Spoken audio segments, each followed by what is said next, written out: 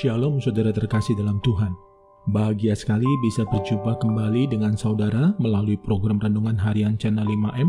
Saya berdoa kiranya saudara dan seluruh keluarga selalu dalam keadaan sehat dan senantiasa aman dalam perlindungan, penyertaan, serta pemeliharaan Tuhan yang ajaib. Sebelum kita mendengarkan program Renungan Harian ini, mari siapkan hati saudara, kita sama-sama berdoa sesuai dengan doa yang diajarkan oleh Tuhan Yesus. Bapa kami yang di surga, dikuduskanlah namamu, datanglah kerajaanmu, jadilah kehendakmu, di bumi seperti di surga. Berikanlah kami pada hari ini makanan kami yang secukupnya, dan ampunilah kami akan kesalahan kami, seperti kami juga mengampuni orang yang bersalah kepada kami. Dan janganlah membawa kami ke dalam pencobaan, tetapi lepaskanlah kami daripada yang jahat, karena Engkaulah yang mempunyai kerajaan, dan kuasa, dan kemuliaan sampai selama-lamanya. Berkati firman-Mu ya Tuhan, dan renungan harian yang akan kami dengarkan ini, beri kami hikmat-Mu, supaya kami dapat memahami kebenaran firman-Mu, dan mempraktekkannya dalam kehidupan kami saat ini. Terima kasih Tuhan, dalam nama Tuhan Yesus kami berdoa, dan kami siap diberkati melalui episode ini. Amin. Renungan diambil dari Kolose 2 ayat 7. Demikian firman Tuhan. Hendaklah kamu berakar di dalam Dia dan dibangun di atas Dia. Hendaklah kamu bertambah teguh dalam iman yang telah diajarkan kepadamu, dan hendaklah hatimu melimpah dengan syukur. Saudara terkasih dalam Tuhan, kita masih dalam rangkaian episode Dewasa Rohani, di mana melalui rangkaian episode ini, kita sama-sama belajar untuk menjadi pribadi orang-orang percaya yang memiliki kedewasaan rohani. Dan di episode terakhir kali ini, penekanan ada pada bagian melimpah dengan syukur.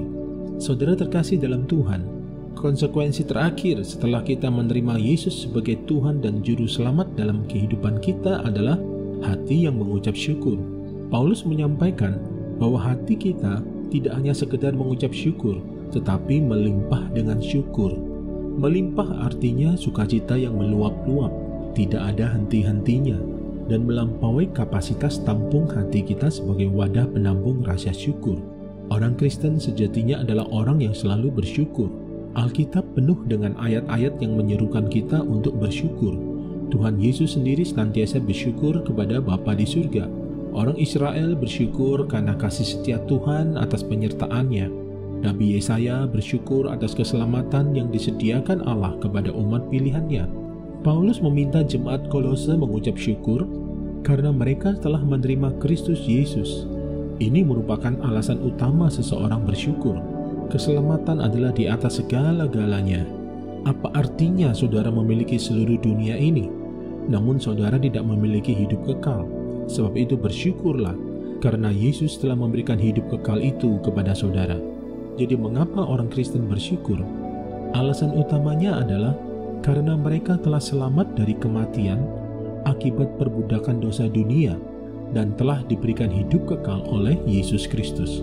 Ucapan syukur itu hendaknya tidak dibuat-buat, tetapi terjadi dengan kesadaran penuh dari diri sendiri. Ucapan syukur itu harus keluar dari hati kita. Karena keluar dari dalam hati, maka ucapan syukur kita tidak bisa ditentukan oleh lingkungan, kondisi, dan situasi kita, serta tidak juga ditentukan oleh kejadian-kejadian yang terjadi di sekeliling kita.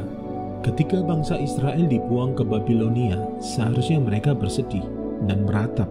Namun mereka masih bisa menyanyikan nyanyian dari Sion atau nyanyian Tuhan. Kesedihan memang menimpa mereka, tetapi mereka tetap bersyukur karena Yerusalem adalah puncak sukacita mereka. Mereka ingat janji Tuhan melalui nabi-nabi bahwa mereka akan kembali ke Yerusalem. Kejadian yang menimpa Paulus dan Silas merupakan contoh yang lain. Bagaimana lingkungan tidak menentukan ucapan syukur kita, tetapi hati kitalah yang menentukannya. Ketika di dalam penjara di Filipi, sesudah berkali-kali dicambuk, kemudian mereka ditempatkan di ruang penjara paling tengah, dirantai kaki dan tangan mereka, serta diawasi oleh pengawal-pengawal terpilih. Dalam kondisi seperti ini seharusnya Paulus dan Silas bersedih. Tetapi yang terjadi justru sebaliknya. Mereka berdua berdoa dan menyanyikan puji-pujian kepada Tuhan. Kita tahu akhir kisah ini. Paulus dan Silas dilepaskan dari penjara, bahkan kepala penjara dan seisi rumahnya menjadi percaya kepada Yesus. Saudara terkasih dalam Tuhan, bagaimana dengan kehidupan saudara saat ini? Apakah selalu, sering, atau tidak pernah lagi bersyukur? Surat Kolose ini menjadi bahan pelajaran buat kita yang mengingatkan kita bahwasanya kita harus senantiasa bersyukur karena keselamatan yang sudah diberikan oleh Yesus. Ini dasar ucapan syukur yang benar.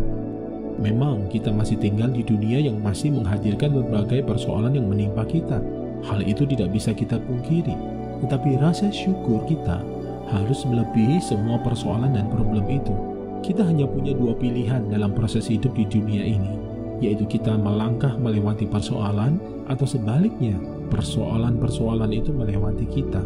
Persoalan-persoalan itu hanya sementara. Kita patut mengucapkan syukur kita kepada Tuhan, karena melalui pengucapan syukur, maka posisi kita akan berada di atas persoalan-persoalan kita.